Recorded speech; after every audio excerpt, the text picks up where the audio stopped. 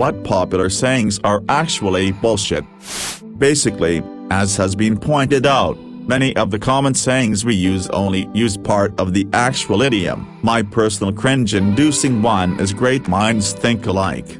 Though fools seldom differ, the second half means the exact opposite of just saying great minds think alike. This seems to be the case with a lot of our usage. Time heals all wounds. Most grief, especially complicated grief and trauma, isn't something you heal from but rather you move on with it, not from it. Also, it's not like time passes and magic happens. For this phrase to be valid you'd need to do some soul work. For example therapy, for that wound to find healing. What doesn't kill you, makes you stronger. No, go fuck yourself. It is not a healthy way to cheer someone up and give them motivation. This saying diminishes the pain you get from the not being killed, the possible trauma and all other consequences. No FFS. It doesn't make me stronger, it makes me weaker at times and forces me to develop sometimes pretty unhealthy coping mechanisms. Not necessarily a saying, but when you're feeling self-conscious about being overweight and decide to tell a skinny, healthy friend about it, they have the balls to say I'm fat too or you're not fat. I am. I might be the only one and maybe they're just trying to make me feel better about myself, but it genuinely irritates me when someone says stuff like that. Forgive your enemies. People use this all the time to pressure abuse victims. You don't have to forgive anyone if you don't want to, and you're not bad if you choose not to forgive someone. Other people's fuck-ups are on them. You don't owe them shit. Pain makes gain. Bullshit. If it hurts, don't do it. Source: former timber faller. I've been through physical therapy a couple of times. When it starts feeling better and then starts hurting again, stop doing that shit. Yeah, now you're starting to wear yourself out again. Hard work hurts sometimes folks, but don't be stupid. Quit before you're too far behind sometimes. Sticks and stone will break your bones, but words will never hurt you. For victims of bullying, especially kids, it's the words that hurt the most. It makes out that the bullied person is at fault for not letting the words roll off them. With 20+ years of hindsight, I still would never say this a victim of bullying. Sticks and stones will break my bones, but words will never hurt me. No. I try to not take offense to words, but someone said my scars from self-harm was just me attention speaking. This was for BTW. I haven't done it since, but it still hurts trying to look back. Words hit harder, I'd rather be punched in my stomach than that. When life gives you lemons, make lemonade. When making lemonade, you also need sugar and water. The same applies to life. If all you get is lemons in life, it's nearly impossible to make lemonade. You need some things to be going okay for you in order to make the best out of bad situations. The British saying bog standard is used to say something is very average nowadays was originally said to highlight the quality of the manufacturing. The bog stands for British or German. Definitely not a bullshit saying, but interesting. Dream anything, when you have never even been there or started. Dream job, dream school, dream graduate program, etc. I don't think anything should be your dream experience until you've actually experienced it. The way people talk about these dream goals is all about just the mere achievement of them, rather than learning anything or having a meaningful experience. You don't know what your dream job, school, or spouse is until you've been there a while. This dream everything puts too much focus on mere achievement and not living. It also sets people up for a golden handcuff type of situation where they feel that they can't leave, even if they are unhappy or not thriving, because they worked so hard just to get there. Sunk costs all around. Money can't buy happiness. The saying itself is true enough. It's about greed, and it is meant to mean that however much wealth you have, you can't buy your way to happiness. Being a millionaire or a billionaire won't necessarily make you happy. However, people badly misuse it almost as a refrain for those who are destitute, as if they don't deserve any more and it won't make them happy. It's that which is utter bullshit, because being able to afford healthcare, to feed your family, a roof over your head, and to not every day have annoying, desperate anxiety and unending stress about whether you can afford to live each week will make someone a fuck-ton happier than the alternative, and that's nothing to do with greed. If you work hard, you can be whatever you want to be. Not really. If everybody did work hard and we all get to work white-collar jobs, who is going to work those mundane jobs like garbage collector or plumbers, etc.? Point is, stop telling children that hard work is the only prerequisite. No, Timmy, the chances of becoming an astronaut is astronomically low. Try getting a job in NASA first, and maybe if you're really lucky you can be an astronaut. There's a grain of truth in every joke. It may be true for a lot of jokes, but dear Lord, not in every joke of mine is a hidden meaning. If I tell you a joke about a boy in a wheelchair and a trampoline, I don't secretly reveal my true nature of hating disabled people. When people, mostly Americans, say I could care less when expressing that they don't care very little for something, it's supposed to be I couldn't care less, meaning it's literally impossible to care less than you currently do. I could care less means that you do care at least a little, which is the exact opposite of what you're trying to express, convey. A workman never blames the tools like, I get it, but what if? You know. The tools in question actually are the problem, like, they're objectively bad. It's usually used in ways that try to gaslight the person in question, like, no, you just don't know what you're doing. Fuck off. The one with boiling a frog. In reality, if you toss a living frog in boiling water, it'll die almost instantly. If you put a frog in a pot of cold water and warm it slowly, the frog will probably get bored and jump out long before it gets dangerous. And yes, it'll also jump out once it gets hot enough to hurt it. Pull yourself up by your bootstraps, like I did in 1972, when $1 was worth $6.44 today. Minimum wage was $1.60, $10.30 today. Average tuition was $1,410. $9,080 today. Average new house cost $30,500, $196,422 today. But yeah, get off your lazy asses, Gen X, Millennials, and Gen Z, some old dude with a trust fund, probably. You can do anything if you put your mind to it and work hard. Unfortunately, that's just not true. Different people have different talents and abilities, and many jobs are about either luck in getting one, or who you know as much as talent or skill. Not everyone can be the president, an actor, or a surgeon, but that doesn't mean that a realistic goal or dream is out of reach at all. Just that a person should play to their skills and abilities, working on them to be the best them they can be. Jack of all trades, master of none. The full quote continues, is sure a lot better than master of one, but people always leave that out. There's this idea that specialization is key, and maybe it will help maximize wage earnings, but it doesn't lead to a full and happy life. Let's see. Money doesn't buy you happiness. Pull yourself up by your bootstraps. Work hard and good things will come. There is a labor shortage. Kids these days don't want to work. Higher wages will collapse the economy. Illegal immigrants are stealing our jobs. I have to stop now. I'm getting angry. Blood is thicker than water. This is a misquote, used as emotional manipulations from family members. The actual quote is, the blood of the covenant is thicker than the water of the womb. Means that bonds that you've made by choice are more important than the people that you are bound to by the water of the womb. The saying reflects the fact that the bonds you choose for yourself can mean much more than the ones you don't have much say in.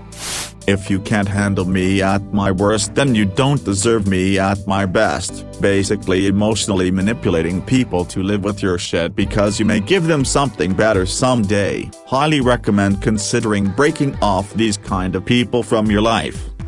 eating carrots improve your eyesight. It is a very popular thing to say to children in Europe to make them eat the vegetables, but it was an excuse that England government invented, and we had to cover and new tech for planes and new radar to cover that to the enemies. They invented that the pilots eat a lot of carrots and that improved their eyesight. Pull yourself up by the bootstraps. It was originally a phrase made up to describe something that was impossible, and was used to mock American individualism. Now many people embrace it, unaware of the irony. Blood is thicker than water is a common one, sort of the stick by family because it's your family thing, but it's blood of the covenant, called thicker than water of the womb, and literally means exactly the opposite. Bonds you choose are stronger than bonds of family. Also, the customer is always right is meant to mean that customers determine the market, not that you can use an expired coupon. Miriam. Blood is thicker than water. This implies that you should have a stronger bond with the family you are born into versus the bond you share with friends you make in your life. The full quote, however, is the blood of the covenant is thicker than the water of the womb, which means the exact opposite. The bonds you form outside of family, the bonds you choose, are stronger than what you're randomly born into. Said to many little girls the world over, that little boy's only mean to you because he secretly likes you. No, he's mean to you because he's very unsecretly a little shit, who will grow up to be a big abusive shit later in life. If he liked you, he'd just be painfully shy like I always was around the girls I liked. I could care less. Oh, you could, so you do care. To a degree. How much exactly? Because this is a completely ambiguous statement. Question mark. Ah, I see, you don't care at all. So what you should have said is I couldn't care less. Those who can't teach as a teacher. Screw this. As if to say we only became teachers as a last resort because we couldn't make it in science or journalism or whatever field it is that we teach. Teaching is a profession we train in addition to learning our subject matter. We choose to teach, and it's hard. I've worked in labs. Teaching is way more demanding in so many ways. Revenge is unsatisfying, says the people who never got revenge. It is satisfying when someone tries to fuck you over but you end up turning their friends against them. It's an awesome feeling when someone makes fun of you and you beat them until they're injured or lying on the ground. It's amazing. Satisfying when someone harms you when you get them into major trouble. It's beautiful. People saying revenge is unsatisfying either never took revenge, or they're pretentious virtue signalers. You can accomplish anything if you believe in yourself was one of the biggest lies we were told as kids, along with any variation of you're special. Also, your opinion is equally valid as someone else's, not if you don't know what the fuck you're talking about. It isn't.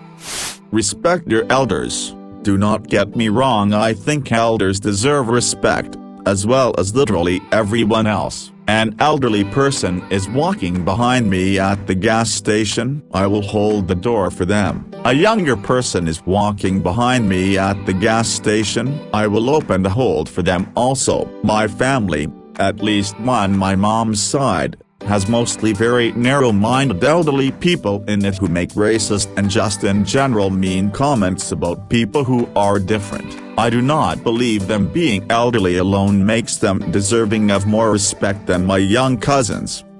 What does not kill you makes you stronger. Statistically, that which almost kills you leaves you weaker, with PTSD and medical bills. On a brighter note, whatever kills you makes you dead. Money can't buy happiness, lol. It totally can. Source: me, had a ton of money left to me by both my mother and father when they died. My family and I definitely enjoyed the benefits of said money. Thanks mom and dad. You can never truly love someone until you love yourself, as some form of comforting words. Telling this to someone who doesn't love themselves, you've now just also told them that they'll never truly have love either because of the way they are. I can see why someone maybe think that is a motivator, but it really isn't. Due to others as you would have done to you. Try that line with a teenage boy who keeps sexually harassing girls. A slightly better saying is if you would not have something done to you, don't do it to others, but not by much. Be yourself, they will love it. It's not that being who you are is bad, but rather the expecting the latter part to follow that's the issue. Not everyone is going to love you for who you are, and we should be okay with that. Finish school with high grades, get higher education, and pull yourself up by the bootstraps. I'm sorry. That may have worked 75 years ago to some extent. That is nothing but rhetoric people say to make the world seem more plausibly in reach. But now it's nothing but undue pressure and debt coercion. Truth is in the middle, or however it's said in English, the truth is where it is. It's possible that no one is right about something. The amount of people with given opinion doesn't affect the actual truth. Even if majority of people would agree that 2 + 2 equals anything other than 4, the true result would still be 4. Get back on the horse. No. Are you insane? Look for injuries, call for a medic, examine why you fell off in the first place. If you determine that the cause is beyond your ability to fix, stop trying, damn it. You are going to get trampled or fall to your death. What doesn't kill you makes you stronger. No. A urinary tract infection in a very elderly person can increase symptoms of dementia, makes them more difficult to care for, and makes them more likely to break a hip. Saw this cycle repeat when I worked in a hospital system. The exception proves the rule, at least the way many people use it. Many seem to think it means something along the lines of every rule has exceptions. But then using that phrase sounds like the exception itself demonstrates the rule, which is from a strictly logical perspective a bit silly tbh. As far as I know, the actual meaning is that if you state an exception you are implying the existence of the rule for all other cases. Like, if I write no cash payment for fridges on a sign of my store, that implies that all other items can be paid for with cash. This use makes much more sense, but rarely I find people using it this way. The phrase comes from Latin and exists in many other languages as well, and apparently this misconception with it. Every opinion deserves respect. Any person deserves respect, regardless of their opinion. But opinions don't deserve to be respected. They can be bullshit and they be safely ignored, ridiculed, cancelled. Follow your dreams. After my wife left me mentally broken and completely penniless at the age of 40, fucking Steven said this is an opportunity for you to follow your dreams like I did. Steven's dad gave him a company, and he 1000% believes he started from the bottom and pulled the bootstraps and followed his dream and is obviously successful because he has something other people don't. And actually that last part is true, because his dad gave him a company. A real man never hits a woman, even if she's attacking him. As a male survivor of violent spousal abuse culminating with 4 major stab wounds, I can tell you if another woman tries to physically hurt me ever again I'll defend myself more adequately than pushing them away. Nobody will love you until you love yourself. This is toxic bullshit that basically berates people for having mental illnesses or self-esteem issues that keep them from loving themselves. When boyfriend met me, I was an absolute emotional and immature mess, but he has still loved me every step of the way for almost 3 years now, and with his patience and support, I have grown into someone I didn't think I could ever be. He helped me get into therapy and the gym, and I moved out of my parents' place and got an actual job to support myself. I may not ever truly love myself, but in even more time, I think I'll be able to turn what progress I've made into self-acceptance at the very least. You are worthy of love and can be loved even if you loathe yourself. If anyone spews this shitty line at you, honestly just walk away without a word, because that's poison you don't need or deserve. You need to love yourself before you can love someone else. I understand the sentiment of being comfortable on your own and working on yourself, but the fact is many people can be their best selves with the support of a partner in a healthy relationship. Also, being hyper-independent does not mean that you love yourself. Many people who don't love themselves are deeply loved by others.